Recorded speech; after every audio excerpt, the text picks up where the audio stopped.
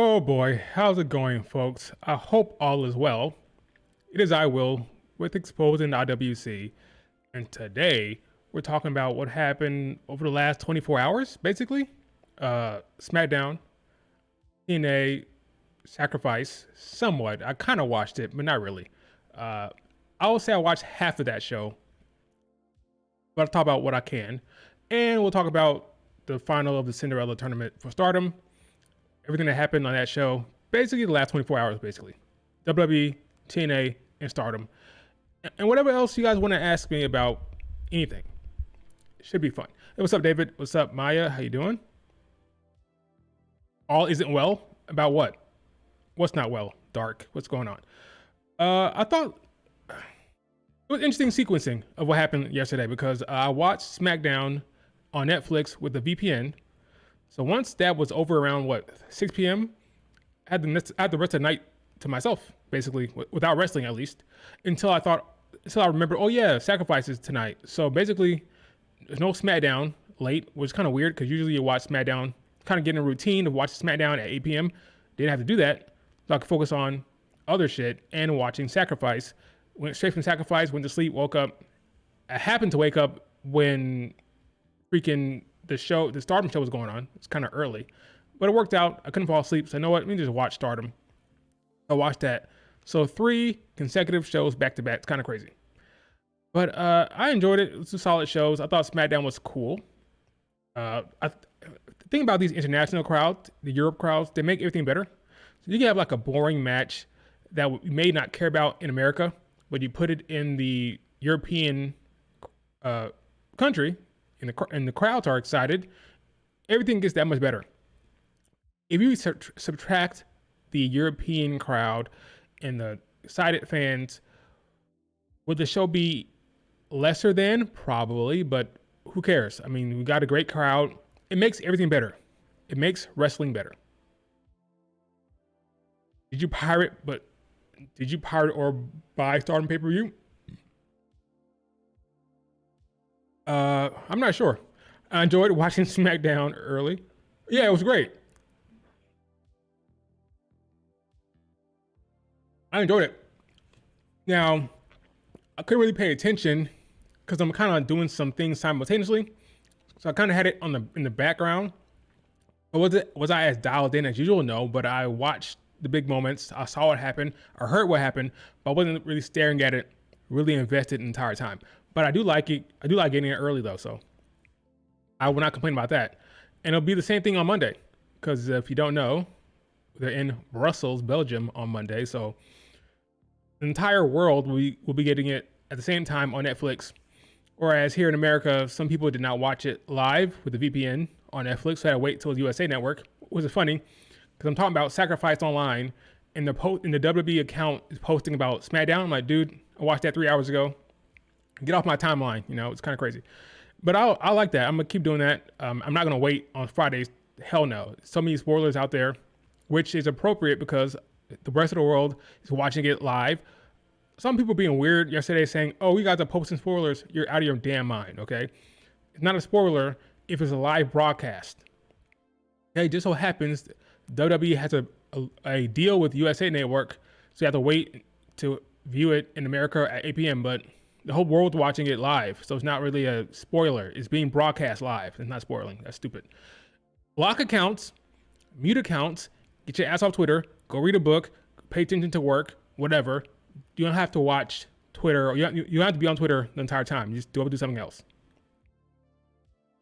Oh my gosh. But yeah, the international crowd was hype. We're going to talk about all that stuff. So I'm going to talk about what I care about, what I thought was interesting over the past 24 hours. Not really everything that happened, but what I thought was cool. Or not, we're talking about at least, because if I don't, I'll be here all day talking about shit I don't really care about. So we'll start off with the big news that happened yesterday, which was the new tag titles. Well, not new tag titles, new tag champs. This was a long overdue for Montez and Angelo Dawkins. Street Profits have been walking around without a belt for too long, if you ask me. Here they are beating DIY last night, a hot crowd, tag team champions, great. Okay, this is good for them. Now they'll be champions going into Mania, which has not been the case for a while. So I'm happy for that. I'm happy that I think this will probably be their last. If I had to guess, this might be their last run before they may go singles. Maybe Montez goes solo. But I'm happy they have the new direction, a little bit more edge to the characters, and now they can, what I assume will be a long, lengthy run, going into Mania as champions. Things well deserved. They've been one of the best tag teams they've had for a while now. He's kind of doing nothing really of substance, but now as champions for the first time in 4 years, they can actually cook. Maybe more creatively. I don't know. I'm hoping they get more creative stuff to do, but you never know with the WWE and the tag team division. But this is long overdue. Montez and Angelo Dawkins have been great for a while. So DIY, Motor City Machine Guns, they can take a back seat to Montez and Dawkins here. So I'm not complaining about it one bit. Hunter, let them hold it until Rumble. Yeah, why not? Why not? Then Montez can go solo. That's what I say. But they deserve one more legitimate tag team run as dominant champions. And this more heel gimmick they can have. They're so over as you can see, but they're trying to be more edgier, more heel. We'll see how long that lasts because they're very popular. They tried that before with Bobby Lashley. Didn't work too well. But maybe this time around, it'll go a bit better. But I'm happy for Montez and Angelo Dawkins. It's long overdue, this run. We'll see how well it's booked. So that happened. That was great. What else? Let's talk about, Tiffany Stratton. So Tiffany time was live and in color in Spain yesterday. She went after Charlotte Flair after Charlotte Flair had a match against B-Fab. By the way, I thought B-Fab looked good. Thought she looked like a star. Had a good promo. So I'm happy for B-Fab. It was Charlotte Flair's first match since 2023. Thought she handled herself well. I thought she did a good enough job. She had some funny moments in there. I enjoyed what she was doing. And then Tiffany ran down there. And she almost got caught up on the damn rope. If you notice, go back and watch her get into the ring. Her leg hits the rope. It's kind of funny. But she recovered very quickly and have a brawl. The brawl was cool. I get what they're doing. They're trying to heat up this damn feud. The problem I'm having with the feud, and if you've been on my streams for a while, you know what I'm about to say. You have person A and person B feuding. The problem is, we don't know why person A and person B are fighting.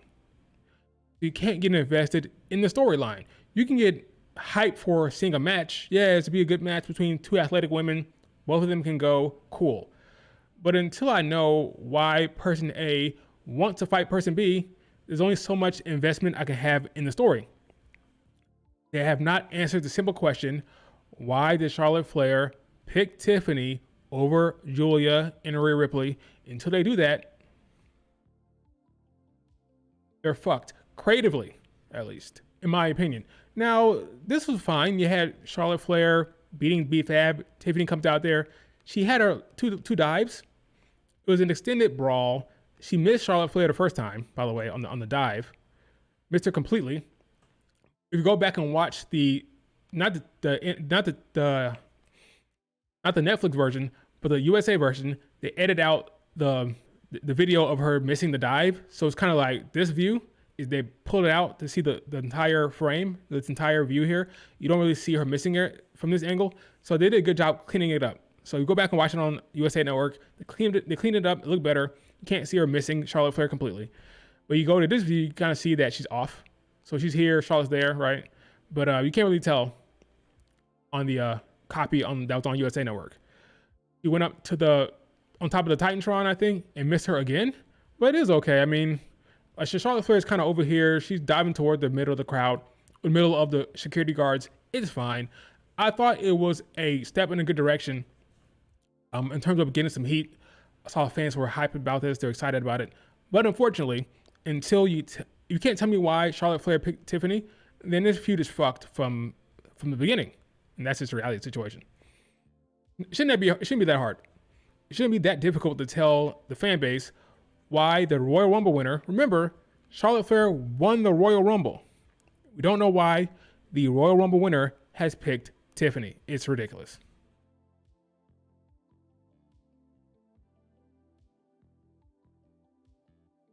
Why do you hate her? I get it. Like,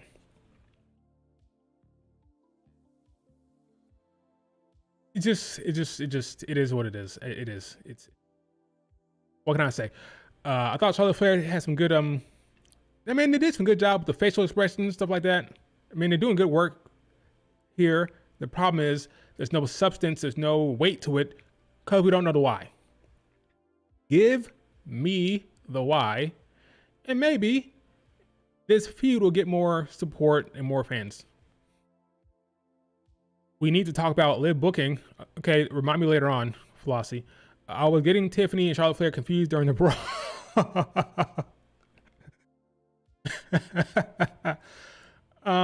Charlotte's the one not saying Tiffy time. Trish is the one saying, I said Trish, wow. Tiffany, not Trish. Tiffany's the one saying Tiffy time. I didn't care about the brawl. Yeah, not really. I get it. I get what you mean, David. I get what you mean. Triple H only doing this match simply because it's a dream match. I guess it's kind of like a match to do. Like, okay, Charlotte Flair's coming back. You have Charlotte Flair. Who do you want to face?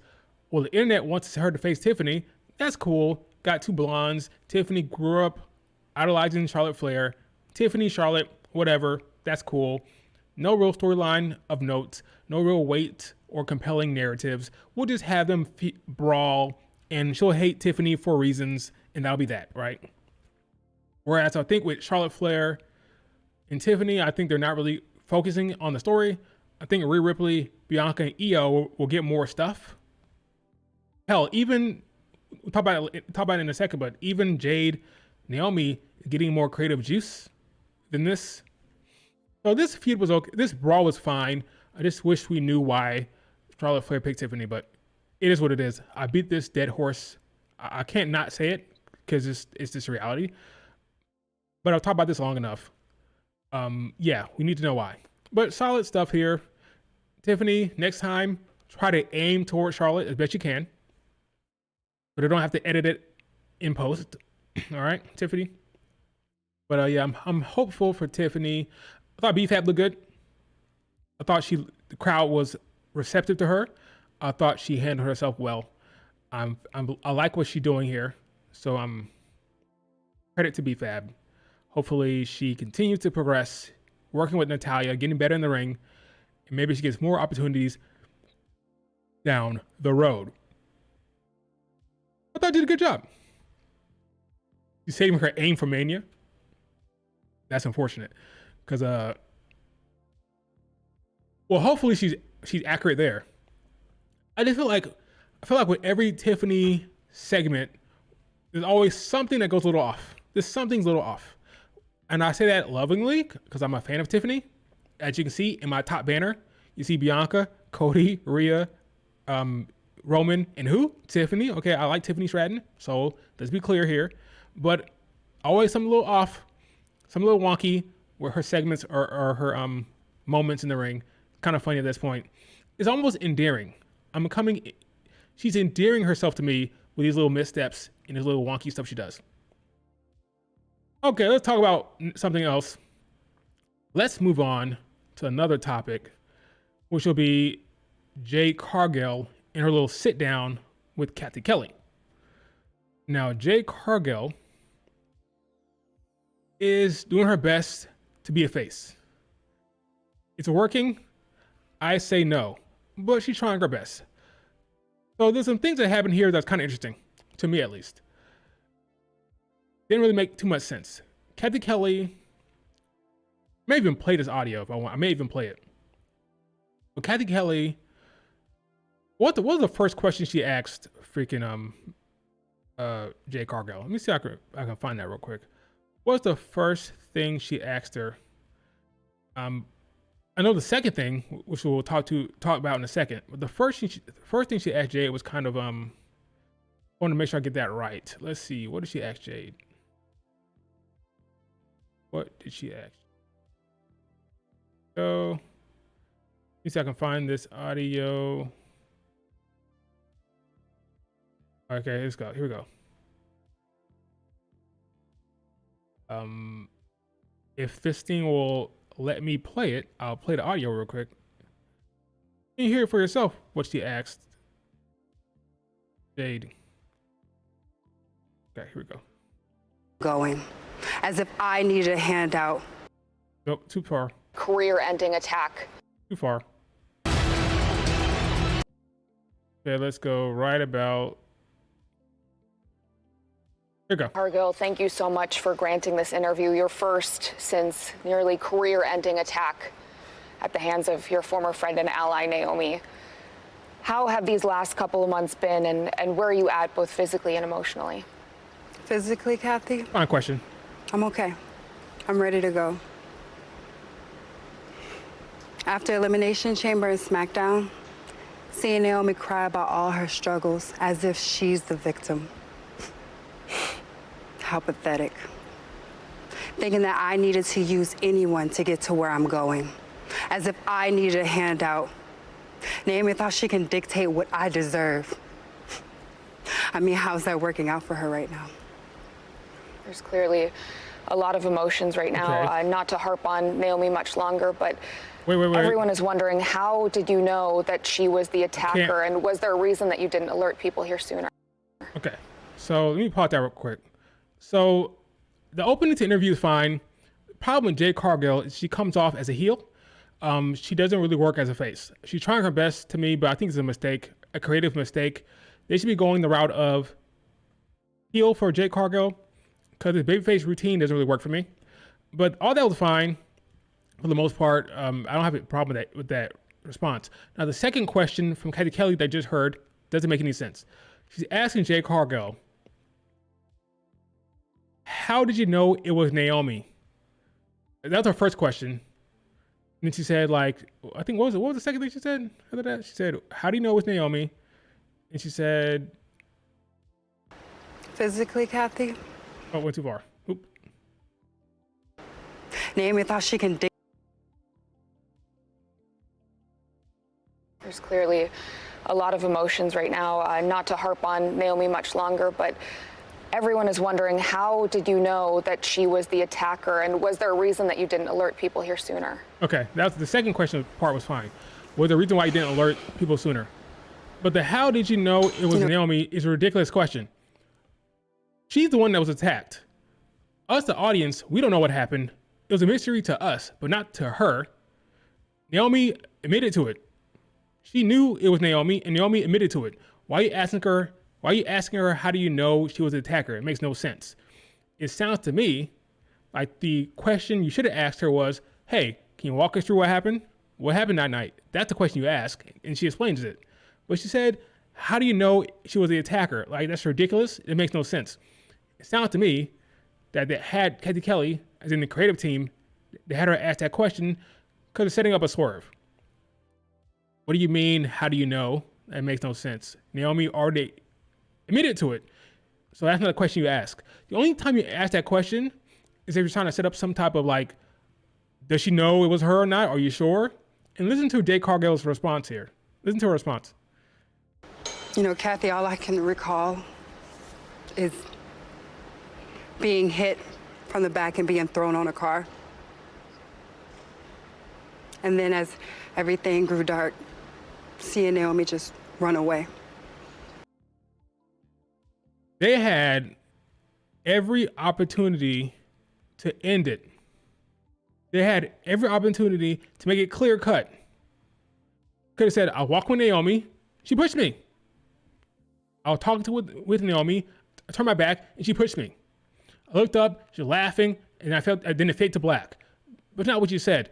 What Jade Cargill said would not hold up in court.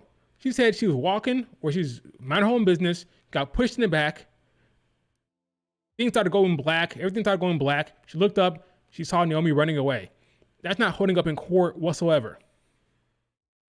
Not at all. So you had Kathy Kelly say, how do you know it was Naomi?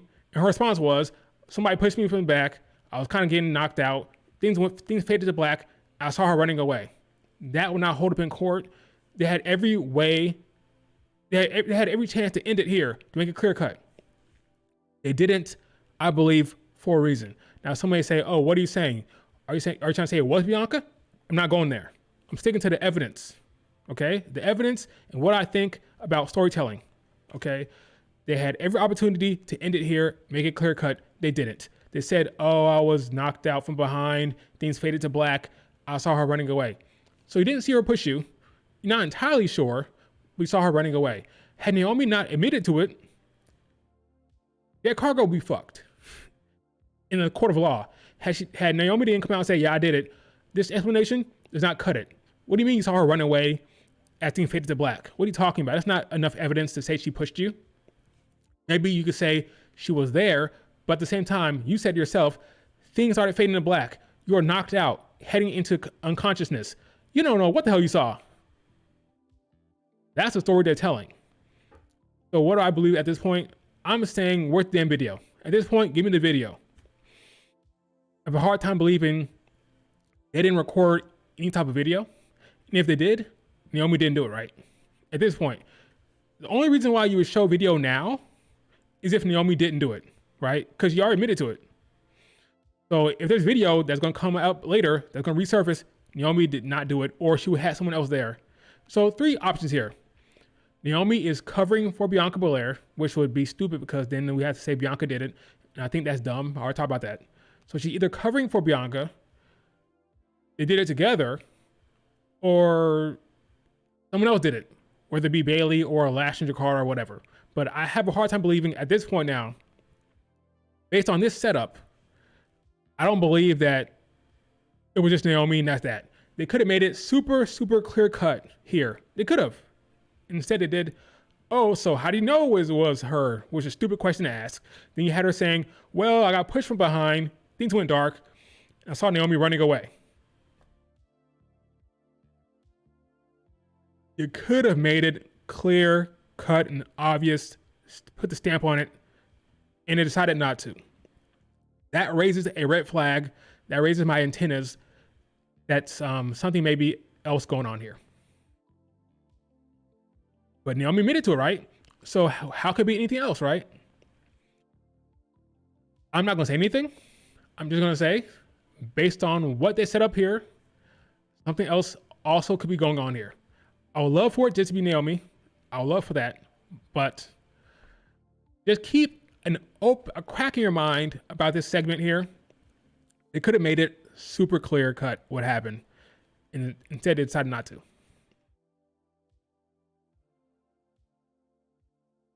Correct. If they have footage, something else going on here. If they don't, it was Naomi and that's that. But if footage surfaces later on, then it's because it's not Naomi or somebody else along with Naomi. Now we want me to have some weird off the wall conspiracy theory. Okay, here's the theory. That would be super outrageous, right? Let's say Bianca Belair. Now, I'm not saying this will make sense, but if you want the most egregious solution or egregious storyline or the biggest swerve they could do, Bianca Belair was walking with Naomi. Bianca Belair decided to take out Jade. Naomi was not 100% on board with it, but Bianca Belair decided to do it. Bianca pushed her. He fell. Bianca walked off. And then Naomi walked off last because Naomi was kind of shocked about what happened. The last thing she saw was Naomi walking away or running away, right? But Bianca was there.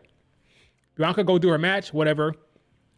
Then she comes back. She pretends that that's the whole problem with this whole Bianca thing, right? She then takes herself out of the damn match. It's so weird. It's so dumb. Unless Bianca told her to do it, but still, why the hell would you take yourself out of the damn match? I'm talking about the tournament for the U.S. title. Seems very weird to do that.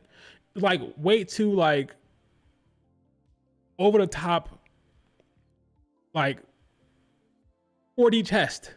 I'm gonna take Jade out. I'm gonna go to my match. I'm gonna relieve my match to pretend that I care about Jade, to keep the ruse up, you know. Naomi's in on it. And now that I have won the chamber, Naomi knows that Jade may come after me. So you know what, Naomi? You handle Jade. Take the fall. don't include me. You go handle Jade, because she's gonna take the attention off of my pursuit of the championship. Because I can't focus on winning the championship if I got Jade on my ass. So Naomi, take the fall for now. You deal with Jade. I'll get the title. Then we'll come back together later on. It's like some 4D chess that I don't think the WWE can even handle. So don't do it. Don't even try. Okay? She says, I did it for you. I did it for us. That could be like a double entendre or like a foreshadowing that, yes, you did do it for me. That was the plan. You're going to handle Jade, keep her away from me. I'm going to win the title. I'm going to turn heel, win the title, and then reveal, yes, I did it. Me and Naomi worked together. That's my girl. She helped me out. She kept Jade away from me so I could focus on winning the title. It's way too many. I don't trust the brain of WWE to handle that. I don't trust the creative team. That's way too 3D chess, 4D, 5D chess. Don't even try it, okay? Simplest solution. Naomi did it, and that's that. And this is just weird writing. That's all it is. But yeah, they should not even try that because they can't handle it. Is it possible to do? Sure, but I wouldn't try if I was them. I wouldn't try it. So yeah, Jay's little promo here was weird. Not the best. I think she's struggling as a face. I would prefer her as a heel. She's a natural heel. That's what they should do. But unfortunately, they took this route of her being attacked. So I think she was actually injured.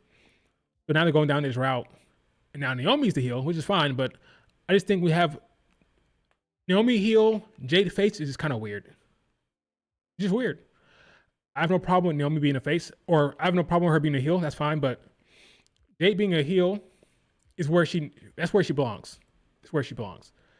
But we'll see how this face run goes for now. Yeah, exactly, Maya. It's crazy.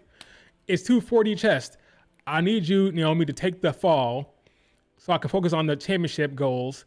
Once I win the championship, I'll bring you back into the fold and we'll be cool again.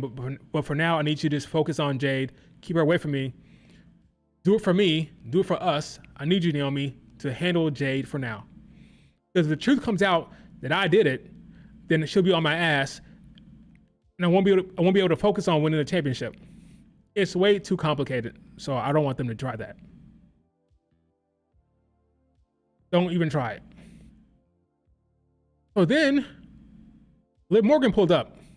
Now this is great. I'm loving Liv Morgan these days, I'm telling you. She's great. Everything she does is great.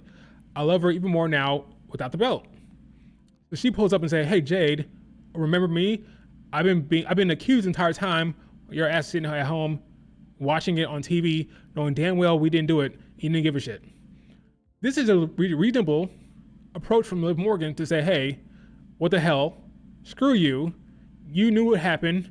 You knew it was Naomi. You said nothing for weeks, and we had to face the consequences of that. That's a fair attack from Liv Morgan.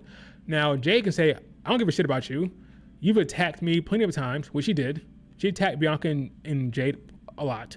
I didn't care what happened to you. That's why I didn't say anything. Simple as that. I got no issue with that logic. Why would I care if you're being accused? I don't like you. Perfectly fine, right? But I like Liv Morgan's approach here. I like the reasoning she has. It all makes sense. So now there's back and forth between Liv and Jade, with Jade being the face. And Liv was like, hey, you knew this entire time. You couldn't call Bianca. You didn't call nobody. You knew it was them. Keep your mouth shut. Now Jade's response to this question was, I know who to trust. She couldn't trust Bianca Belair because Bianca Belair was tagging with Naomi, so she didn't really trust her, which doesn't really work for me, really, because Bianca Belair was tagging with Naomi because she didn't have a tag partner. She thought she was going to lose the tag titles, so she thought her friend, her big three teammate, was helping her out and helping Jade out. So I can't say that Jade's anger toward Bianca Belair is not justified. She should have called Bianca and say, hey, Bianca, you're teaming with the one who took me out. That makes no sense why she wouldn't call her back, because Bianca was reaching out. So she should have just called Bianca and let her know what's up. So I don't really buy that from a storytelling perspective, but I shouldn't say that. It's fine for the character to be flawed and wrong. So not necessarily bad writing. It's more like it's a character flaw that we placed on Jade Cargill that you should have called Bianca Belair. Not bad writing, just saying the character should have done something, I believe. So as long as they keep that in play and acknowledge that, hey, Jade, you're in the wrong for not calling Bianca, then it's fine. Now, if Bianca said, Jade, you're right for not calling me, then I'll say this is stupid writing, right? But it's okay for the character to have a flaw or have something you disagree with. It's not bad writing. It just means the character has done something you don't agree with. As simple as that. So this is good. So we're going to get Liv Morgan against Jade Cargill next week. Funny because this is SmackDown. So why is Liv Morgan even there? Why she even pull up at all? But it's fine. They're in Europe. Got people on SmackDown. Got SmackDown Superstars on Raw. It's all good. But I think Liv Morgan will make that match very good. I'm so confident in Liv Morgan. She will throw herself around for Jade Cargill and take all the bumps she needs to take. And Jade will look good, I'm sure. Got Raquel there. Who should win? It'll probably be a DQ. You know what? Maybe we see Naomi's return. I think Naomi returns, calls a DQ. Naomi attack Jade Cargill. Or you could have Jade pin Liv Morgan. Liv Morgan fans will enjoy that one, I'm sure. I love the thought of that one. No, I probably think I'll just have Naomi jump it, cause DQ. That'll be the best route to go. You don't need to have Jade Cargill pin Liv Morgan. DQ finish is fine. You Liv Morgan fans, I'm looking out. Jade losing her first match back would be, it's not happening. She's not losing. She's gonna get attacked and win by DQ. Jade was too busy on vacation taking bikini pictures to pick up the phone. That's true. Ask Nia Jax. She agrees. So we'll get in that match. The interview ended abruptly. Jade walked off and left Kathy Kelly hanging. And I thought it was a solid segment. A segment that may throw a monkey wrench in the whole, did Naomi do it alone? Did she have help? What's going on there? But we'll see. I'm not convinced that the storyline of who attacked Jade is over. I'm not convinced at all. But babyface Jade had enough. He walked off. All right, what else? Cody Rhodes had a segment with The Miz right after the Charlotte Flair Tiffany brawl. This was just one of those segments that I hate. One of those, we need to have Cody Rhodes on the show, so here's a promo. Very short, very brief, but just to have him on the show, just get a pop from the crowd with the entrance music. That's all it was there for. Didn't love it. Not necessary, but I get why they did it, but it's unnecessary. I don't need to see Cody Rhodes. I don't have to see Cody Rhodes on the show. They can have a dark match. The crowd can have a dark match with Cody Rhodes and get him that way. You don't have to take 5 minutes and have him come out there and do nothing really and cut a little promo with no substance and walk off. Don't need that, okay, on the show. Have it be a dark match so the crowd can get Cody Rhodes, but I don't need it on the programming. It's just unnecessary to me. It was unnecessary. I don't remember what he said. I don't remember what Cody Rhodes said. So yeah, don't do that. They're gonna keep doing it, but I don't like it. What else? Oh, Priest had a little promo about not Priest, Drew McIntyre. Drew had a segment about Damian Priest. That was kind of cool. Setting up that Mania match. So basically, everything you're seeing is Mania build. Everything. So Jade Cargill will be on the Mania card, I believe. Drew will face Priest on the Mania card. So yeah, we're gonna get a Naomi Jade match of some sort. Will it be a one-on-one match? Will it be a no holds barred? Will it be last woman standing? I don't know, but we're gonna get Jade and Naomi on that card somehow. I think in a singles match as well, no tag match, which is great. Does Damian beat Drew at Mania? I think Drew wins. Drew needs a win. Give it to Drew. Remember last year at Mania, Drew got by Damian with a cash-in. So this year, come full circle, you give Drew a big win against Damian Priest. Well, as big as it can be. Some may argue it's not a big win, but let Drew win. I think it's fine. Okay, let Drew have that win. Yeah, here's a segment. I finally found it here with Cody Rhodes. Shows up, takes out The Miz, and he cuts a 5-second promo, and that's that. Don't need it. Get it off the show. That's why I say. The Damian B. I read that one. I think Jade and Naomi deserve a stipulation. Like a what? Probably street fight. Protect Jade. Yeah, that makes sense. You don't need a legitimate one-on-one match. Give him a street fight. In fact, that makes the most sense. Jade got jumped in the streets on the car. So then now you do a street fight. That way it doesn't have to be that clean, be like a messy fight. Yeah, do that. Naomi, Jade street fight.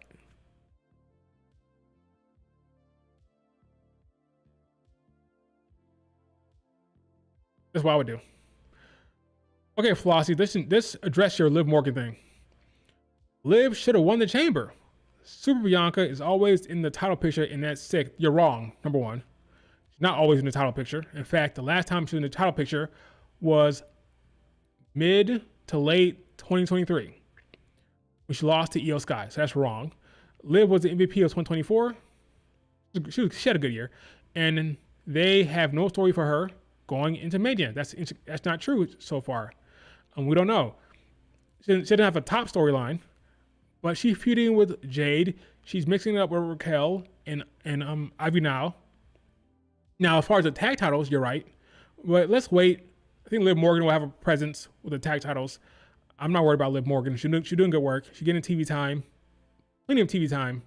So she's in a good position. Face Bianca versus face Rhea Ripley. Boring. Well, Io is... First of all, we got to move away from this whole face versus face thing or face versus heel thing. You have characters. Dynamic characters. They can be face, they can be heel. It doesn't matter. As long as the motivations are clear, as long as the character work is interesting, it doesn't matter if they're face or heel. Get away from that. They're characters. They have motivations. They have agency. They have decisions to be made, whatever. And however that fits in with the storyline, doesn't matter if it's heel or face. Just make it interesting. That's all you need. That's all you need. But Flossie, you're tripping. Bianca Belair has done nothing in the singles realm since November of 2023. Whenever that show was in Saudi Arabia with the EO, the same show where Kairi Sane returned. Yeah, that one. That's the last time Bianca Belair was in a singles title picture. She's overdue. We had a little vignette, or not vignette, but a little teaser for Rey Fenix. So Rey Fenix will be back sooner rather than later. Not back. He'll arrive for the first time sooner rather than later. I think they're gonna put him with his brother, so that'll be fun to see. Lucha Brothers are back together on WWE TV. Here it is right here. Rey Fenix. Super exciting for Rey. He escaped Tony Khan. Khan Man couldn't hold him down. Got out of there. Now we're getting Rey Fenix on TV. WWE. Very soon. So happy for Rey. He was locked up. Now he's free. Free to do whatever the hell he wants in the WWE. Anything else from SmackDown worth talking about? I know Priest faced Shinsuke Nakamura. That was fine. What else happened on SmackDown? Before we move on to something else, what else happened on SmackDown that's worth talking about?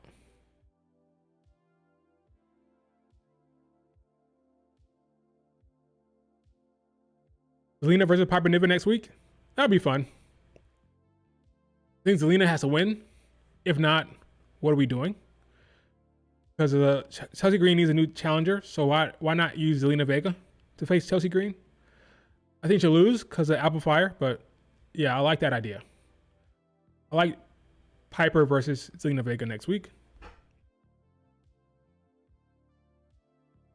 Drew beat up Damien Priest on SmackDown. I like these three together. I like Apple Fire, Piper Niven, and Chelsea Green. But this is a nice little program here to got for Lena Vega. So Lena Vega will face Piper Niven and then probably face Chelsea Green sometime on SmackDown. I'm not convinced that Chelsea Green will have a Mania match. Not convinced one bit. We can hope that she'll have a Mania match, but right now I lean towards no. Probably have a match on a SmackDown before Mania, I believe. That's what I'm thinking for Chelsea Green. You kind of ready for Chelsea Green's reign to end? Well, here's the thing. Now that you got Alba here, I would agree with you, but now she got Alba, so that's not happening anytime soon. I think Alba Fire has to prove her worth in the story. So in order to prove your worth in the story, she has to retain. Chelsea Green, that is, has to retain.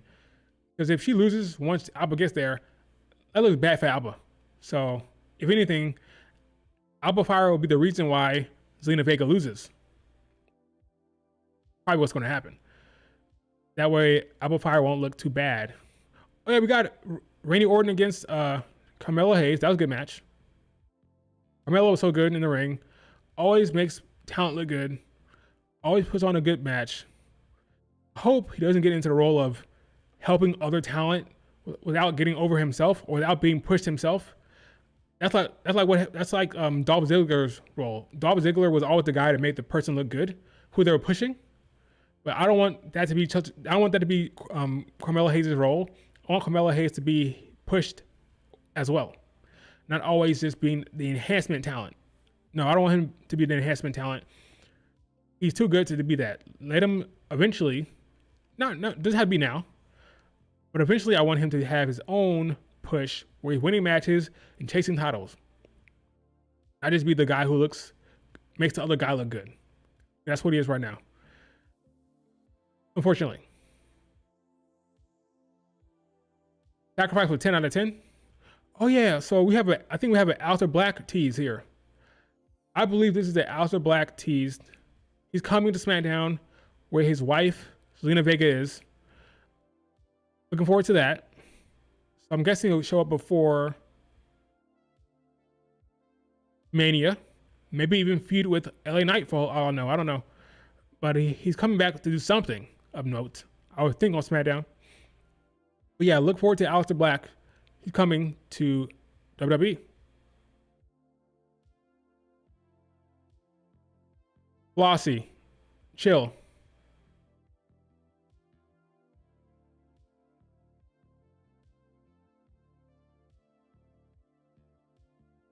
You know who beats her? Who Chelsea Green? I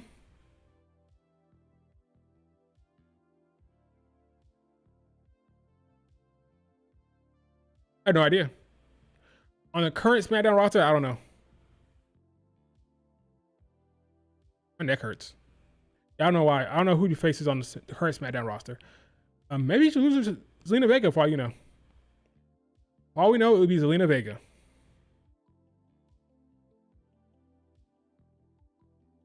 Axiom had a good match with Gunther.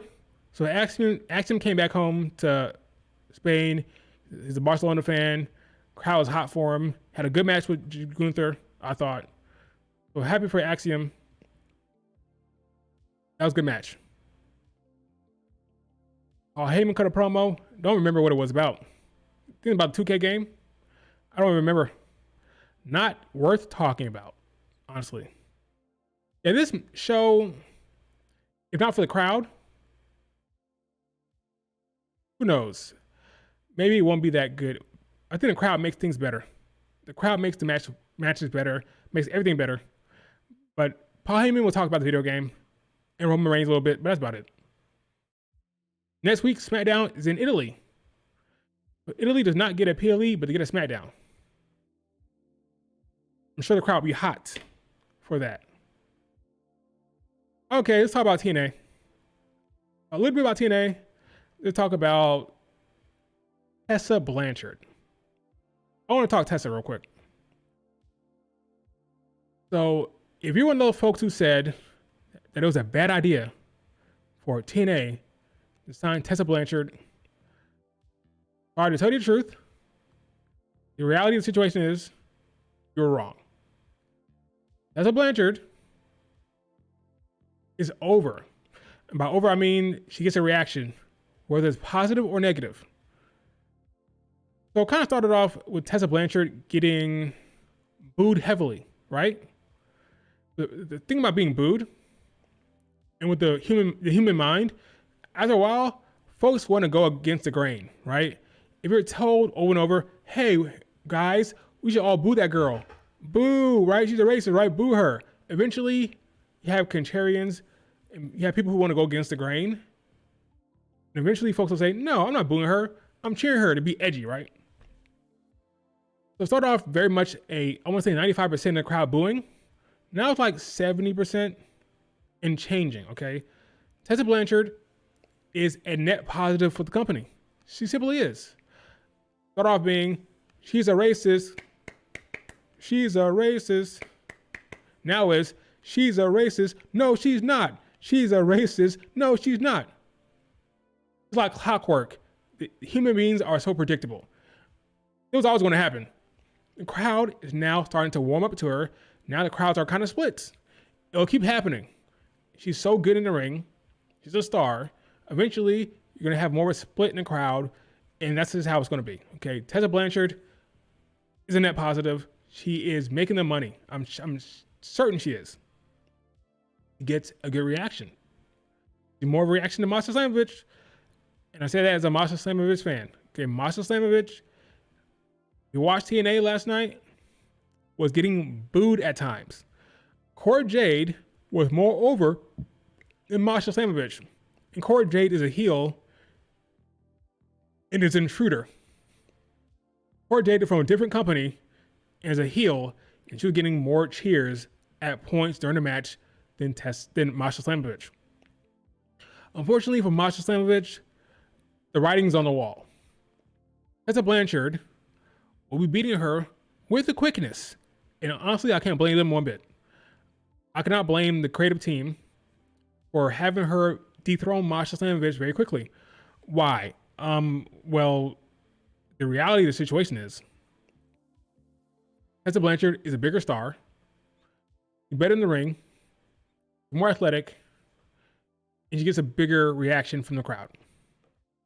And I say that as a Masha fan. So they're not going to hesitate or wait any longer, really. The next feud up for Masha Slamovich is Tessa Blanchard. Tessa will be her, and Tessa will be champion with the quickness. Okay, I'm telling you. It's all predictable, and I can't blame them one bit. I can't blame them. I can't. So yeah, that's the state of the situation for the women's title over there. It'll be Tessa Blanchard's very, very soon. And rightfully so, honestly, rightfully so. Business-wise, rightfully so. Yeah, one hell of an entrance the other day, too. So one hell of an entrance. Came in with the musical act.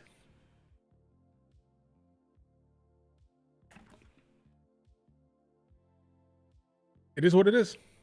I'm so glad Masha retained her title last night. That was always going to happen, I think. Cora Jade was never going to beat her. But if you go back and watch the reaction she got from during that match, boy, the writing's on the wall. The crowd was actively rooting for Cora Jade to beat her. They wanted Cora, the heel, to beat her. So yeah, it's going to be very, very quick, this transition. I think we go from Masha to Tessa very, very quick. Axiom is so good, he is. Backlash in St. Louis. You know, Europe got enough backlashes. I don't have a problem with it being in America this time around. I don't have a problem with it. Kind of rooting for Bianca Belair to lose at Mania, to be honest. If she wins the title, she'll just have another Liv Morgan waiting in to be conquered by Rhea. Oh, she'll be Oh, should be Liv Morgan again for Rhea Ripley. I don't have a problem with it. I don't have a problem with Rhea Ripley being her rival. I don't have a problem with Rhea Ripley chasing her, as long as Bianca is a heel. I don't want to see babyface Bianca be champion. I want to see heel Bianca be champion, simply because I don't trust the creative team with Bianca as a face. I think they like booking for heel champions, so I prefer Bianca being a heel as a champ. Under Triple H, at least. That's what I prefer. But who knows what happened? Who knows? What else happened on TNA? Let's see. We had Cora Jade lost. Tessa won. I didn't see the main event. I did not see the cage match for the main event. So it may be good, may not be good. I didn't see it. I saw Jeff Hardy versus Moose. That was very, very physical ladder match. Jeff had taken some bumps he took back in the day. So he's still extreme. Jeff is. So good for him.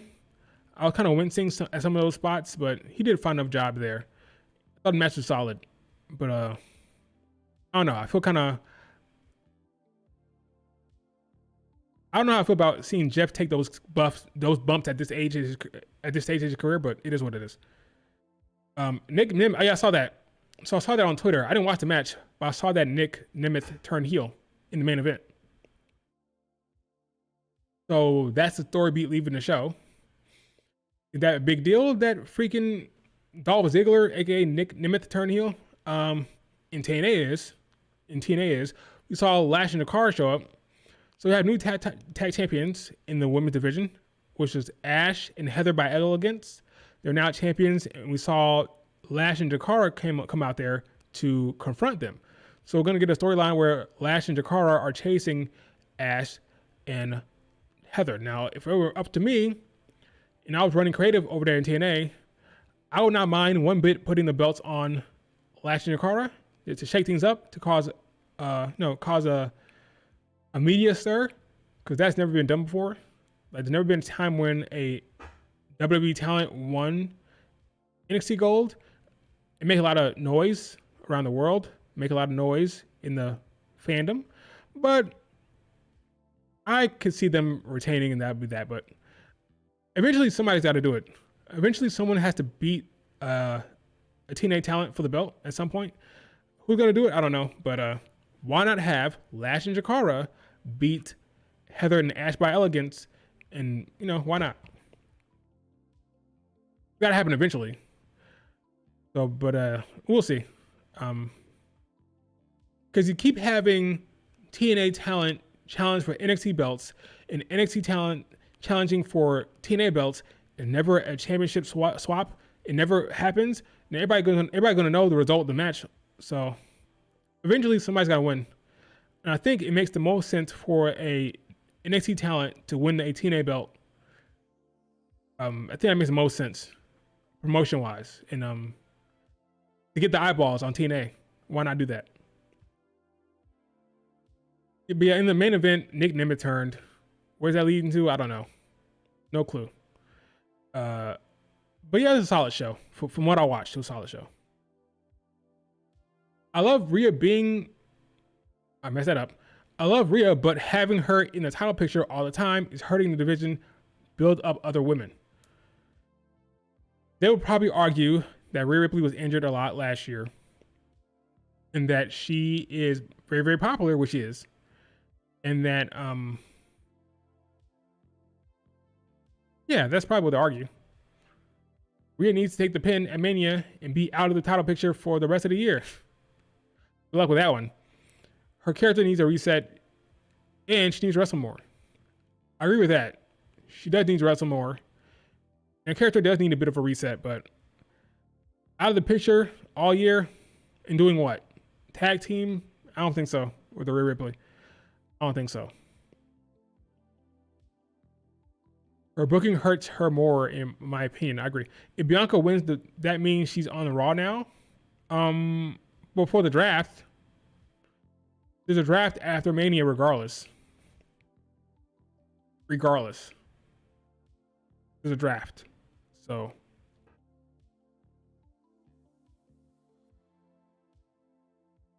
For the time being, yeah. It's best for Bianca and Rhea Ripley's story if they both fail. Maybe. It all depends on the goal. It all depends on what the storyline is. If the storyline involves her retaining to facilitate the Bianca Rhea Ripley storyline, then that's fine. But we don't know what the story is. So yes, it go two ways. Bianca turns heel, wins the belt. That's a storyline. Bianca and Rhea Ripley both lose. Io retains. That's a storyline. So it just depends on what direction they're going. That's all. I think Bianca Belair will be on Raw after Mania. I agree. I want her on Netflix. That's why I want her. That's why I want her. Well, that's a short TNA discussion. Yeah, I didn't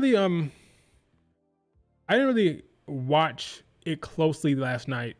Beyond the women's matches, beyond Jeff Hardy match, I didn't really pay that much attention to it. Beyond that, so I gotta go back and watch the main event. I think Wes Lee and his goons lost, so NXT took an L there with the Wes Lee losing. But I gotta go back and watch TNA. I didn't watch it completely. Io is the main reason why Bianca and Rhea Ripley have tension right now, so I agree. Io should retain. Is that the reason? Is that the reason why they have beef, Io? That's not why they have beef. Well, the reason why Rhea Ripley has beef with Bianca Belair, because Bianca Belair was supposedly cheering on Io, but the reality is, you're cheering both of them.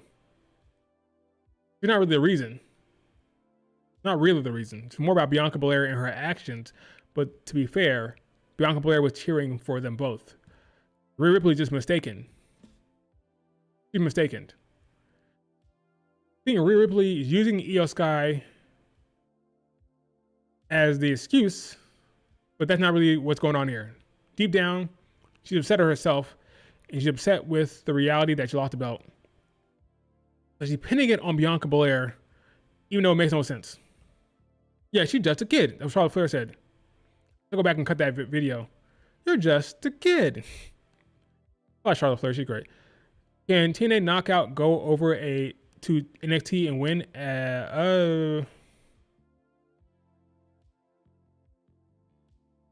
Tessa Blanchard?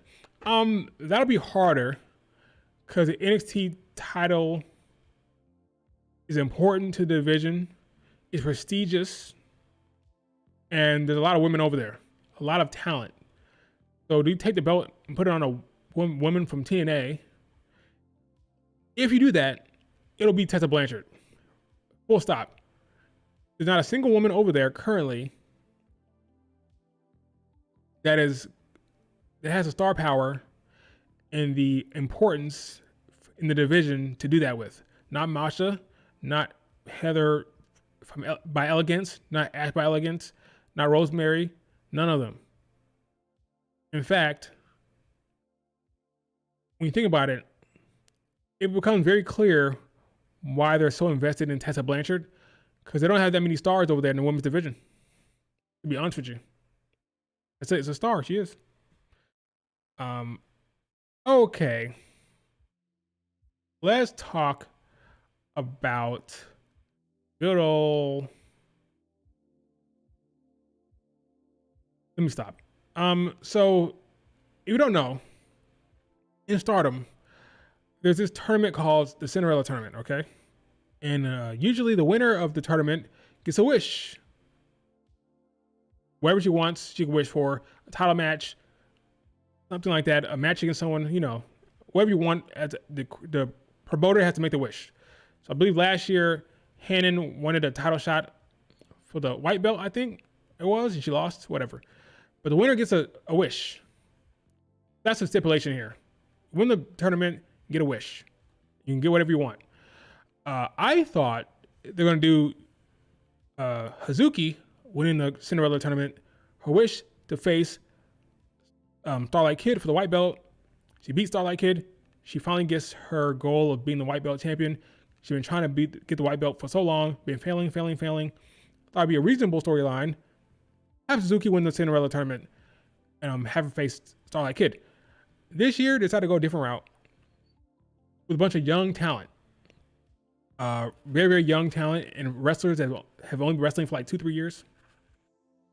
So we gotta look at a lot of young talent. And before the tournament even started, we all knew who was gonna win. The winner was gonna be Sayaka Kurara, which is a woman who's about 24 years old. She's been wrestling for like 2 years, and they're pushing her very hard. Now,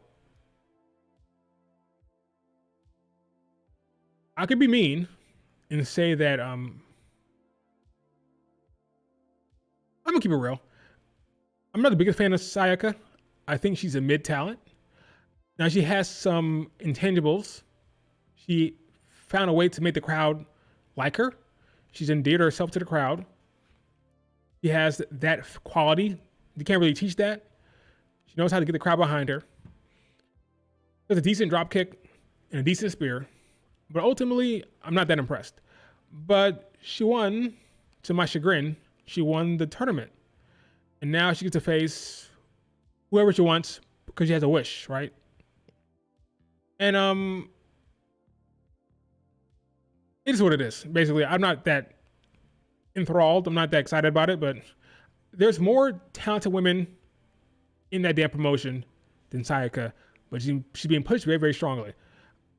Now, what I love about this year's tournament, I got a good look at some young talent. And looking at the young talent, I see that Rina is very good. I see that young sister of Tomoka Inaba is very good. What's her name? Azusa Inabe? I'm sorry, Azusa Inaba. She's very good. She's only 17 years old. Very talented. I tweeted about her earlier today. I'm very impressed. That's the person they should be putting their money in. That's the person they should be invested in. They should be priming her. Because at 17 years old, she's already very good. And very smooth, athletic, can go, has character work, has presence. I was taken aback by how good the girl is at the age of 17. But right now, instead of pushing her, they're pushing the dropkick merchant, Sayaka. Now it's funny because last stream, someone said that Sari was a dropkick merchant. Like, no, that's not a dropkick merchant.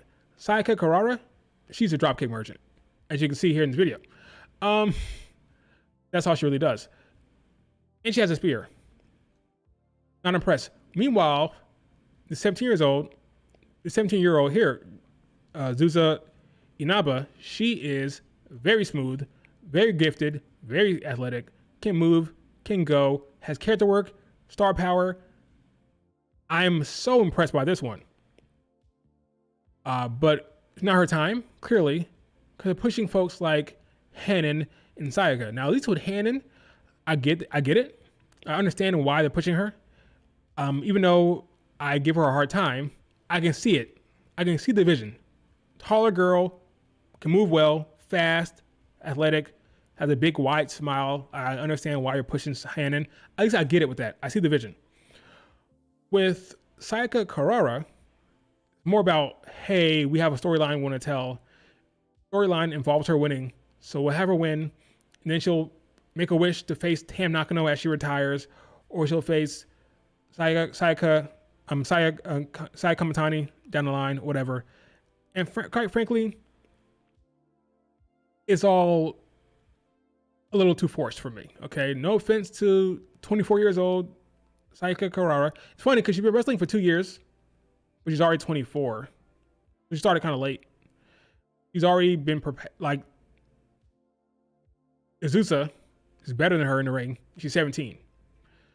So it is what it is with this year's winner. I'm not that excited or impressed by her.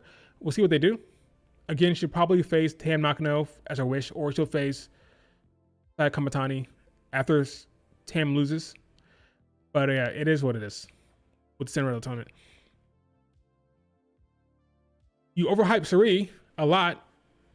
How do I overhype Sari? How do I overhype Sari? She's universally known as one of the best in the world. How am I overhyping her? It's weird.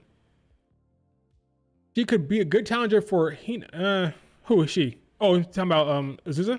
Yeah. Azusa, I would like to see her face Hina for the title, for the future title. Why not?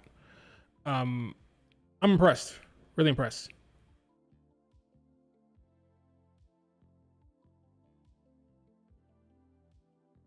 Know the history of Japanese wrestlers in WrestleMania? They never win? That's not true.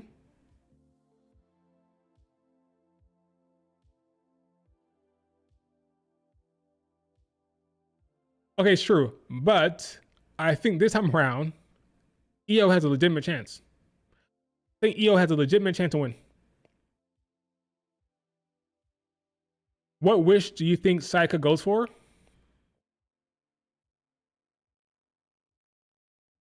It's kind of lame, but maybe to wrestle Tam. No, she could do that without that. No, she could do that without the damn wish. She could do that without the wish. It'll be to avenge Tam by facing Sayaka Matani or something like that. It'll be weird. Saya should squash her. Sayaka Matani should squash her, honestly. But it'll be something like, hey, I'll face Saya after Tam loses, something like that. It'd be weird.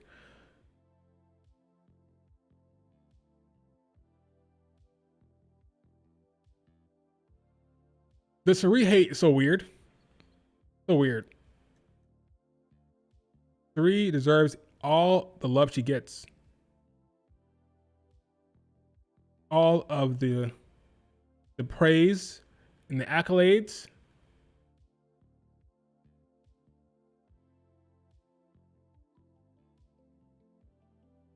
What is Tiffany doing? Oh, Charlotte. You really want to talk about looks? It's getting messy. Getting messy between Charlotte Flair and Tiffany. So they saw the internet going crazy for Bianca and Rhea Ripley and Naomi and Jade. And they decided to get online and go back and forth about their looks. This is going to be a interesting time.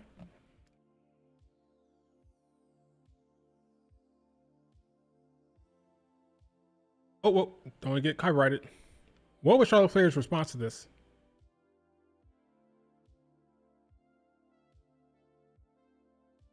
Here we go. Reading really is fundamental. Let me spell it out for you, little girl.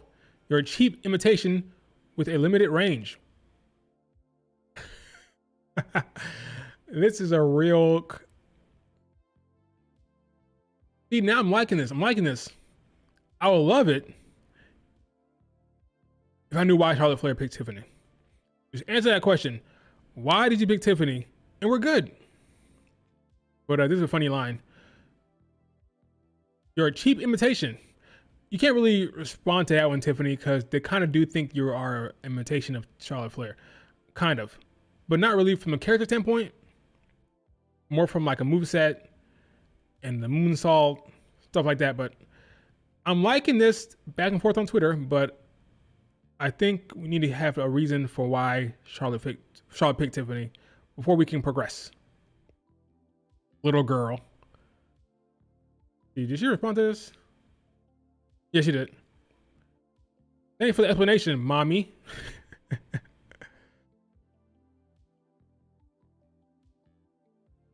Good for Charlotte Flair and Tiffany having this little back and forth. While in this case, the cheap imitation is better. Cool. Okay. Yeah, she was inspired. Charlotte Flair had the upper hand. She had the upper hand here. She always say, "Look, Tiffany, you literally started wrestling because of me." There's like no like Bianca versus Maya Watani at Marigold July. Okay, sure, Slayer. There's no really.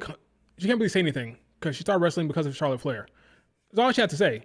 Like, little girl, you would not be here if it was not for me. You would literally not be here if it was not for me.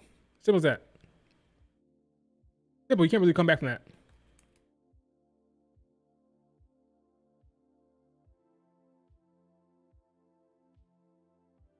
Way too early for a red belt match. I agree. but nothing I put past. So what do you think? You think the wish will be, I want to face Tam Nakano for her last match? Well, no, you can't do that because her last match is literally Saya. So she may say, my wish is to face, it could be anything, I don't know, but I agree it is too early for the red belt match, but you make it seem like she's the god of wrestling? No, I don't. Do you guys think I make it seem like she's the god of wrestling? I don't think I do that. I think he's very, very good. I think he's very, very good at wrestling. 3 is. And she's the best in the world right now from a match quality standpoint. She's delivering the most matches right now that are very, very good. That's all. Is she better than EO in the ring? No. But she's delivering the bangers and she's delivering quality, so she deserves that placement. That's all. Doesn't mean she's better than EO. She doesn't. It doesn't mean that. Sayaka versus Starlight Kid.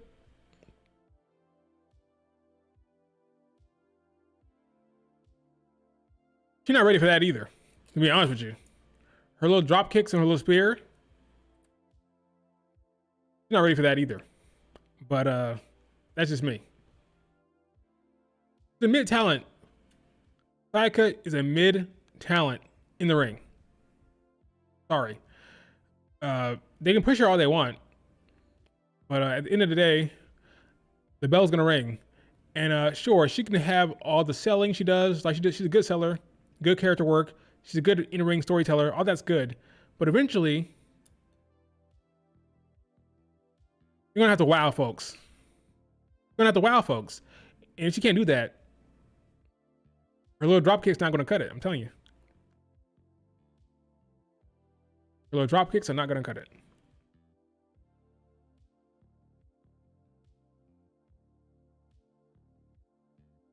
I think Masha signs with the WWE in the future because Jordan Grace was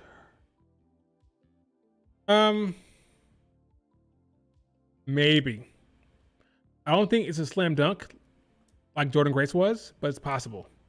I'm not entirely sure, but it's possible. I think Masha Slamovich does not have that star power that Jordan Grace does, or even Tessa Blanchard does. So it'll be harder for her, but it's possible. But I wouldn't bet on it. But we'll see. I can see her in NXT for sure, but we'll see if she goes all the way. But yeah, Sayaka Kurara, she's a Cinderella champion, or she won the tournament, whatever. And we'll see what comes from. We'll see what comes of it. Main event was Starlight Kid against Konami. It was a solid match. Starlight Kid is clearly injured. She's clearly carrying an injury on her shoulder. I thought that the match was brutal. She was kicking the shit out of her. It was kind of crazy how much damage she took in her mouth. So here's the visual of her after the match. She was getting her face kicked in. Look how much blood's coming out of her mouth. It's kind of crazy. Like, Konami does not hold back at all with those kicks. She will intentionally. It's kind of crazy the relationship backstage. Like, it's okay to get kicked in the mouth like this. Go backstage, everything's fine. It's all good. But yeah, this is kind of crazy to be taking this kind of damage. Like, direct kicks to the face. Enough that it looks stiff and looks real, so you end up getting busted up. You end up getting busted open like this. Yeah, it's kind of crazy to watch, but she showed her fight, her grit, and she won the match. But yeah, it was kind of rough seeing her get kicked in the mouth like that over and over again. But I think she has a legitimate injury in her shoulder, so I think they may miss the plan was to have Starlight Kid against Sayaka Kurara, but with this injury, I think she'll be out of that match. I think they did that this morning. I think Sayaka Kurara came into the ring and said, we will do the match later. I could be wrong about that, but I think they're going to postpone that match that she's supposed to have with Saya. I think it's real. No, it's real. It's real. For sure. It's real. It's real for sure. Because when she was talking, you wipe it away, you start talking and came back. So it's clearly real. The blood is real. You got messed up. Really, really bad. But it's real. I'm confident it's real. In fact, let me see if I can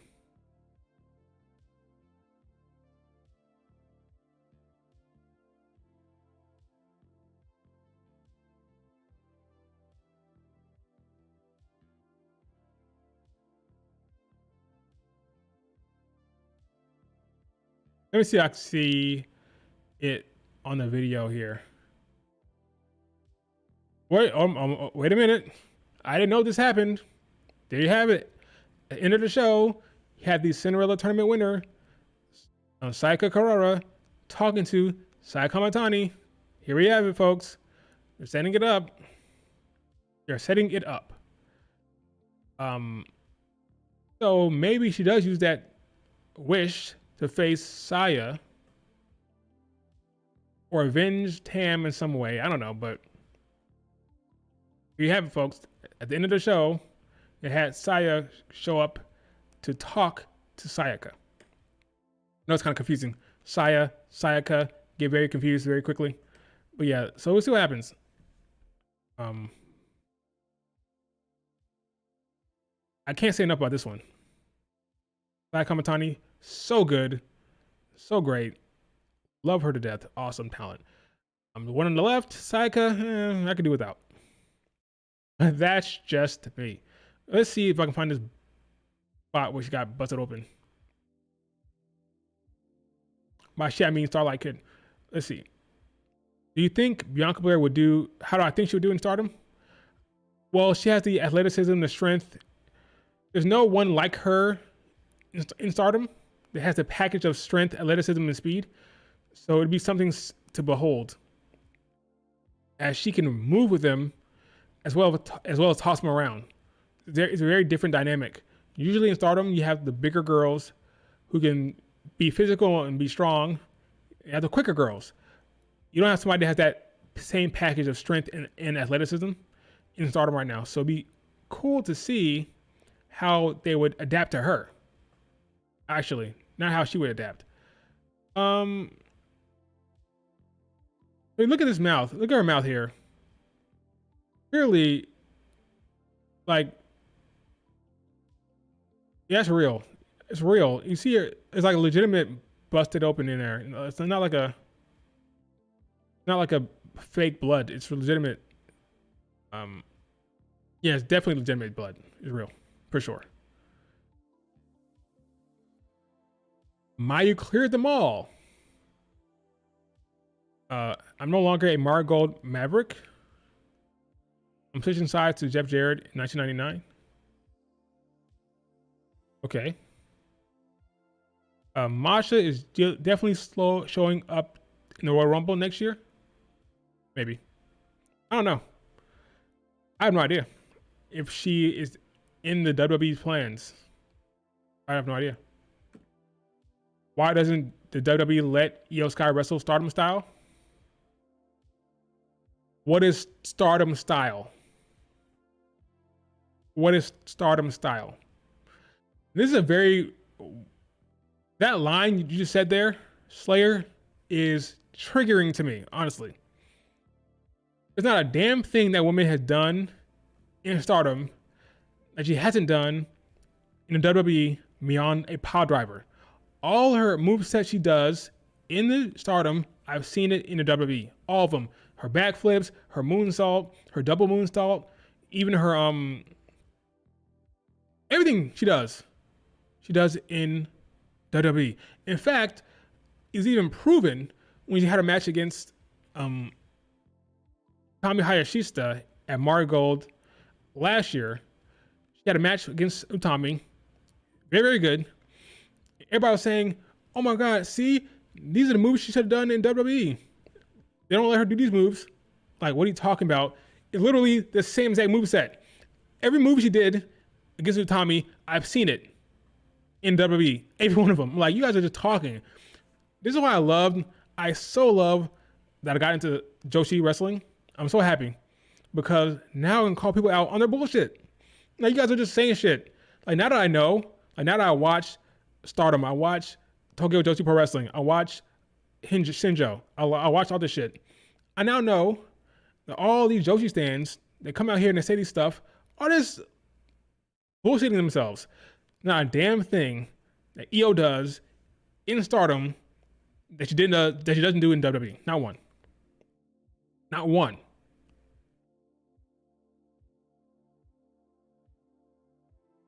Not a single one. But yeah, that blood is real for sure. It's real. She's getting kicked in the face legitimately the entire match.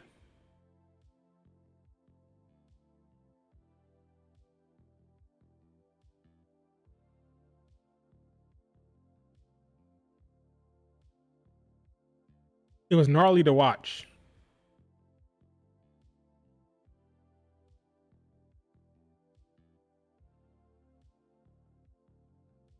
Boom! Right in the face. In Stardom, the wrestler was like the greatest of all time. Oh my God. Sure. Now there's some things she doesn't do anymore for her own protection.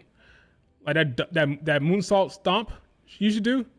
She said she hurt her ankle, so she doesn't do that anymore to avoid injuries. So there's things that she cut out of her arsenal because she wants to preserve her career and wrestle longer. But that's not a WWE Stardom thing. That's just your own perception. That's all it is. Every move I've seen her do in Stardom, she's done in WWE TV. Now she does it selectively. Not every match. She does it at the big PLEs. For example, the spot against Bayley, when she did the whole triple moonsault thing, she did the first moonsault, went up to the second rope, did another moonsault, moved up to the top rope, and tried to do the moon stomp. That was straight up out of Stardom, right? She picks and chooses when she wants to do that shit. That's all. That's all it is. Okay, you're living in this. What's the word I'm looking for?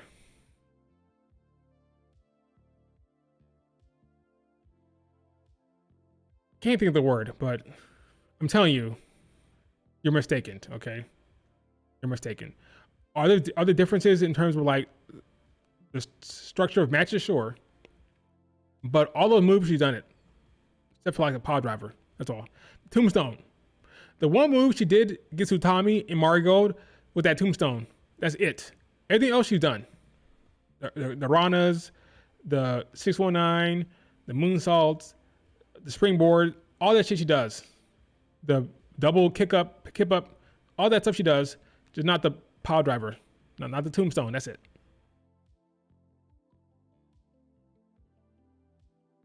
Triple H needs to let Io Sky and Rhea Ripley work a stiff, hard-hitting match. It's not necessary, really. Like, you don't have to have talent looking like this. Like this is not necessary.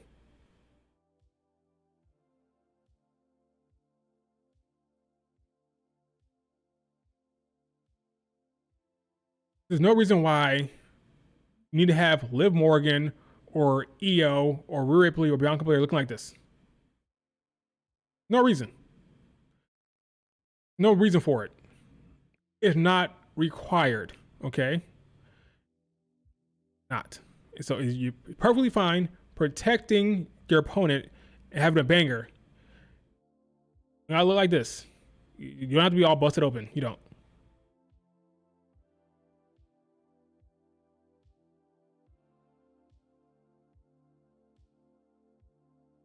Yeah, Sari headbutts that's a different kind of thing. I'm not really trying to see anybody take a headbutt at all. There's ways to do it that protect the talent. You hit it to the head, to the hands, right? You hit the hands, you can do that, but I want to hear a thud of skull to skull. I don't want to hear that. And when it comes to Julia's wrist, Julia got hurt in Marigold, taking a weird bump off the back of Mozilla, I think, at the time. So yeah, you just gotta be careful, that's all. But we don't need to have any weird spot for the sake of being stiff. I prefer them being healthy, not being busted open, and wrestling a very, very athletic match. It doesn't require kicks to the mouth or forearms to the nose or like, oh, look how stiff I was. I kicked the shit out of her. It's not necessary. It's not. I don't need to see this. I don't need it. Give me a well-worked, well-constructed, well-produced match for 20 minutes. I don't need to see somebody beaten up to this point. I don't need to see it. Of all time, I don't know. I can't think about that. I have no clue who's the best of all time. I'm not sure. I don't think all of this is needed, but EO has worked stiff, and Rhea Ripley said she likes to. Yeah, sure. Yeah, I don't mind it. I don't mind seeing it. It's not required. But can they work stiff? Sure, I wouldn't mind that one bit. I have a problem with this type of booking. I don't have a problem with this type of wrestling. It's fine. I just don't need it. That's all. I don't need it.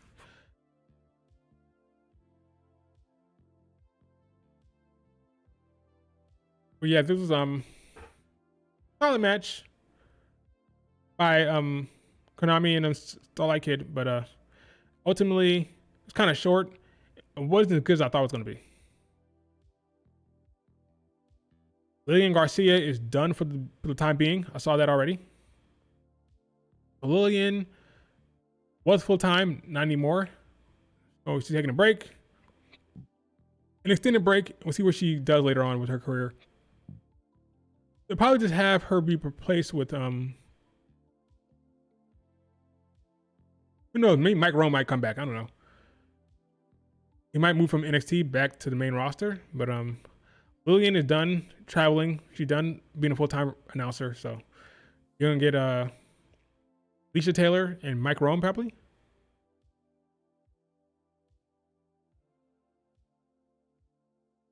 No bias. EO the best all time, no bias. If Lash and Jakara wasn't beating Liv and Raquel for the tag titles, who's beating Liv and Raquel? I think Liv and Raquel retained at Mania. So maybe Asuka Kairi or Alexa and Nikki Cross. Something like that. Who will replace her on SmackDown? Probably Mike Rome. Unless he wants to stay at NXT, I don't know. I thought it was his decision to leave the road and go back to working in Orlando. So we'll see. All right, any lasting question you guys have? SmackDown was okay. TNA was better. I thought the Stardom show was solid. But ultimately, oh yeah, I got to talk about some things on the Stardom show. So Sari, I thought Sari was going to be facing Mayu Iwatani for that belt, the IWGP belt, but it looks like it'll be Mayu against Sari. I'm Shuri. Will Shuri win the belt off of Mayu? You see Sari's disappointment here. Says, I wanted to stand before Mayu as a challenger that everyone recognized. Really disappointed, but it is what it is, right? So she's not facing Mayu. Do you think they put the belt on Shuri? Do you think Mayu dropped the belt to Shuri? I don't think so. Well, I won't say that. I don't know. Maybe. I personally do not want Sari to win that belt. I feel it's a nothing belt, and that would tie Sari down for a very long time. If Sari wins the belt, she's not dropping it for a very, very, very, very, very long time. And I don't want that for her. I want her more free so she can go to WWE when she wants. But yeah, I don't want her to be bogged down with that belt for a long extended time. So I'll be perfectly happy with Mayu losing the belt to Shuri if that means Sari doesn't get the belt. But I know she wants it. Talks about it all the time, so that's that.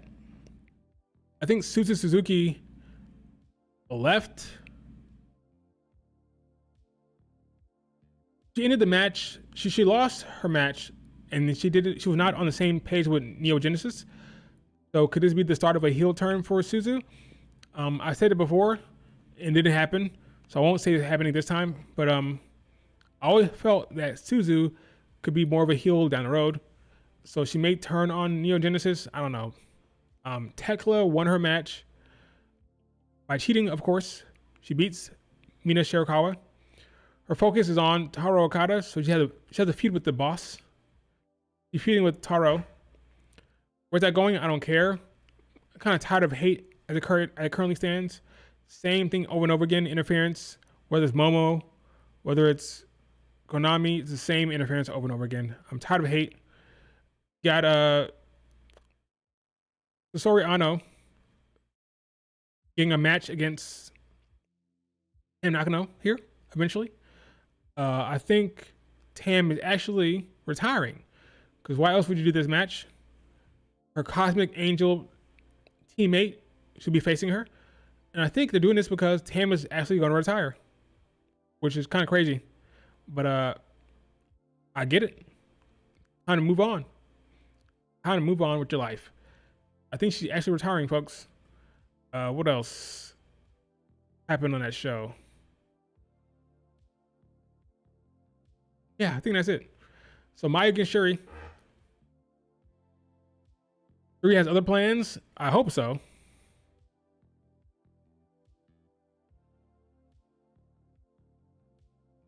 Omega Army, you are out of your damn mind. You are out of your damn mind. Then you're trolling at this point. You're trolling. If Mayu dropped the belt to Shuri, that's just crazy. That's like Bianca losing to Edie Hartwell. Take a medication, my friend. That's insanity. Cam is retiring in Orlando. I don't think so. I don't think so. Oh, she can move there, sure. But she's not going to WWE. Tam is not going to WWE. I don't think so. I want Julia to return with the braids at the Monster heel. I agree. Same here, Slayer. Return with the cornrows. Return as a heel to take out your former friend Stephanie. I like that idea. Read to Indy Hartwell. Come on, man. I've seen some hate. That's some crazy amount of hate. Sari is one of the best in the world. Doesn't put a foot wrong. Talented as hell, as all get out, right? She's one of the best. And her beating Mayu is perfectly fine. I'm sick and tired of the Mayu Iwatani worshippers. Obviously, I have eyes. I see how talented she is. She's amazing in the ring. But the worshipping that goes on with Mayu Iwatani is out of this world. And it kind of happens with Io. The only difference is I'm a massive Io fan, so I accept it. But Io Sky, Mayu Iwatani, they have their worshippers, and they don't see reason. You can't talk to them about wrestling, because this is way over the top with their praise and their unreasonableness when it comes to discussing their faves. All have our faves. We all have our faves. But so sometimes you gotta stop being so protective of your fave and talk with a reason. And saying that Sari and Mayu Iwatani, that's on the same level as Bianca, Indy Hartwell, is respectfully ridiculous.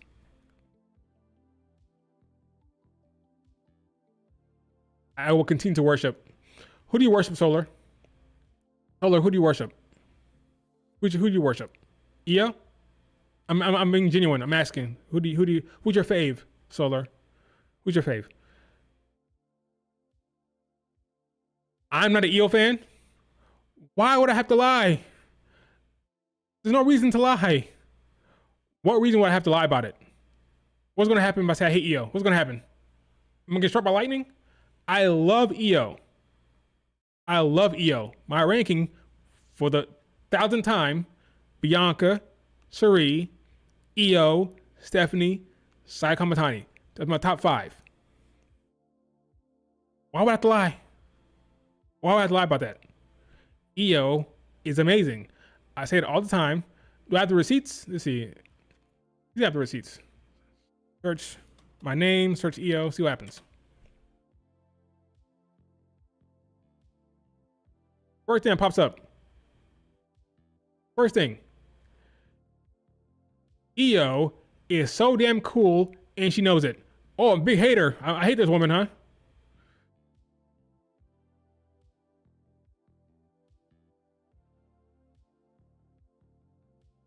Triple H saw the banger Bianca and EO had back in September and he said, you know what?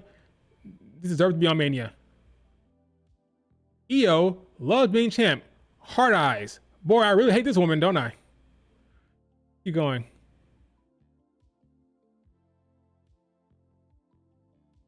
Not even EO at all. What's up with that?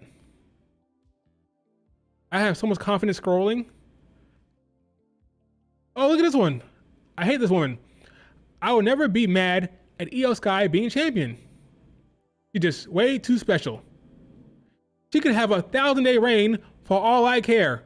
Oh wow, I hate this girl woman. Get the hell out of here. You are full of it.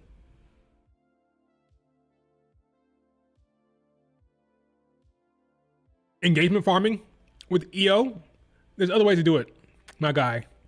There's better ways to get with engagement farming. I could do it with Liv Morgan. I could do it with the freaking Dakota Kai. Do with Sasha Banks, or I'm sorry, Mercedes Moné. There's better ways to engagement farm than with EO. I'm telling you, all right? Jesus. Your favorites are Kairi, Julia, EO, Sari, Mayu, Utami. Okay. At first, I thought your favorite was Kairi Sane Solar. You said her name first, so maybe it is. Maybe it is Kairi Sane. They're coming for you, Will. I don't care. I'm honest and consistent. I love EO Sky. I don't care about Joshi Stance. I make fun of them all the time. I make fun of Joshi Stance all the time. Oh yeah. No, I don't lie about who I like and who I don't like. Hey, Mayu Iwatani, I just said it for the record. Her fans are crazy. I laugh in the face of the Joshi Stance, to be honest with you. I'm just happy that I'm an informed fan now. So now when I see some Joshi bullshit from the fans, I can call them out on it. No, you're wrong. Speaking of Joshi, there's a great show coming up on Sunday, if you don't know. Fantastic show called, where is it? Here it is. Grand Princess 2025. This show is stacked. Willow, Miyu Watanabe, Meiko Sanomura, Mizuki, of course, the champion. It is stacked. It is loaded. This card is going to be absolute fire. This is the show to watch this weekend. Okay? Banger, banger, banger, banger all the way down the card. This show will be live, I hope, on Wrestle Universe.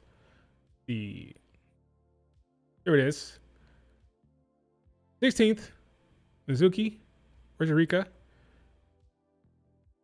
Willow got Mako. It's going to be a great card, folks. If you have Wrestle Universe like I do, you'll be enjoying this live whenever it happens. But this show's going to cook.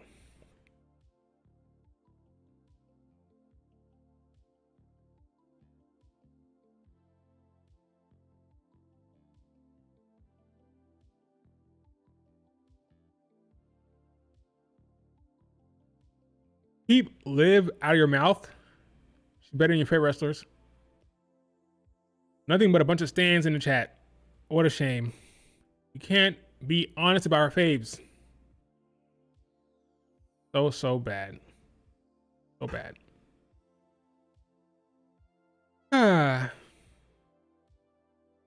Can't be honest about our faves. You must go overboard. You must be overprotective about these fictional characters on the screen. Kind of crazy. All right, folks. Again, this card is going to slap. Okay. Card is the one to watch this weekend. Great talent on the card. I'll be watching it. Tokyo Joshi Pro Wrestling is killing it. I know that Mari Gold has a show coming up. It'll be the crossover event between Mari Gold and Marvelous. I think this is a show right here. I think 30th. I could be wrong.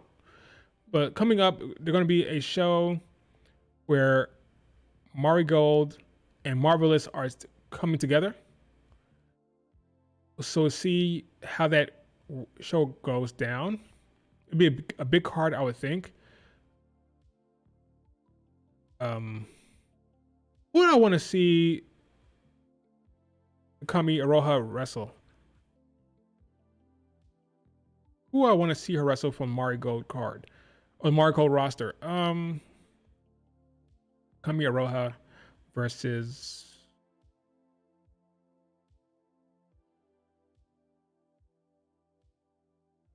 either Mirai or Victoria Yuzuki. But it'll probably be Nanae Takahashi, honestly. It'll probably be Nanae.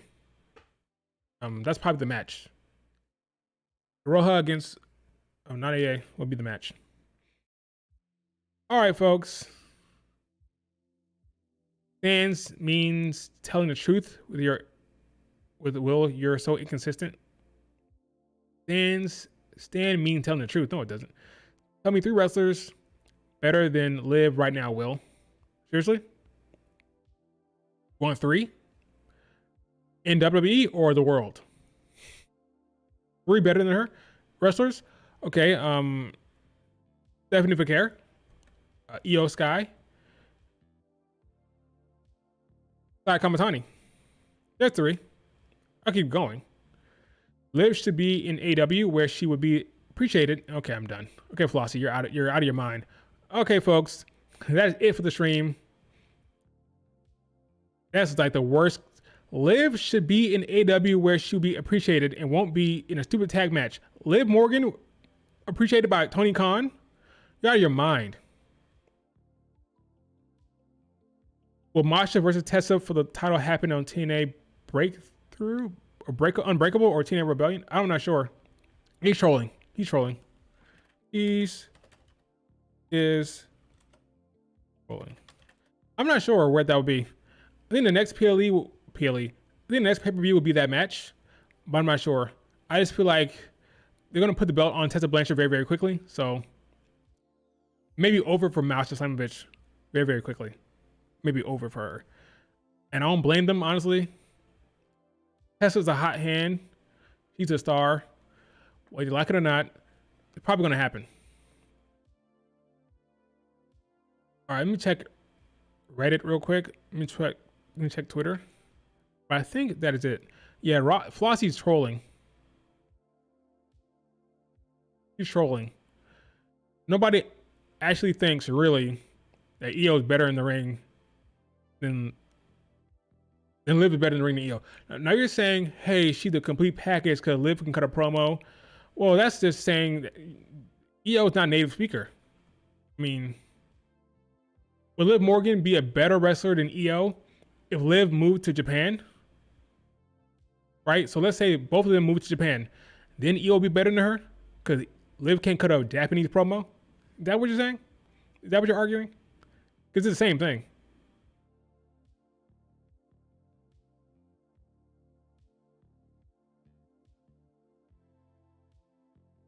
You guys are funny. That was funny.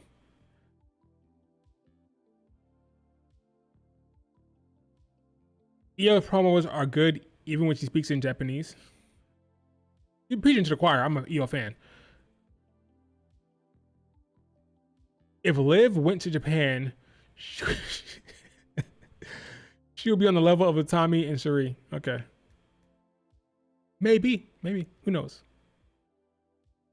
Who dethroned Charlotte Flair after she beats Tiffany? Let's say she beats Tiffany at WrestleMania. Who dethrones her?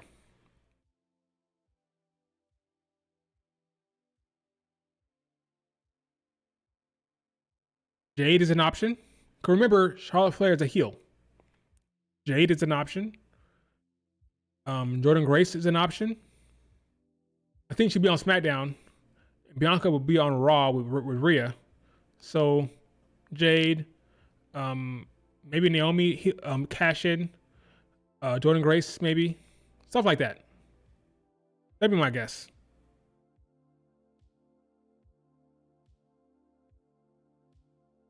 Liv is on the level of Candice LeRae. In the ring, Liv has stepped up. I like Liv a lot. I like her a lot. Stephanie could do it, but I think she'll stay along. I think she'll stay down there a little longer. Now that she's double champion, I don't see her coming up in the draft. I could be wrong, but I don't see her coming up in the draft. But I could definitely see Stephanie dethroning Charlotte Flair if she's getting called up. But I don't see it.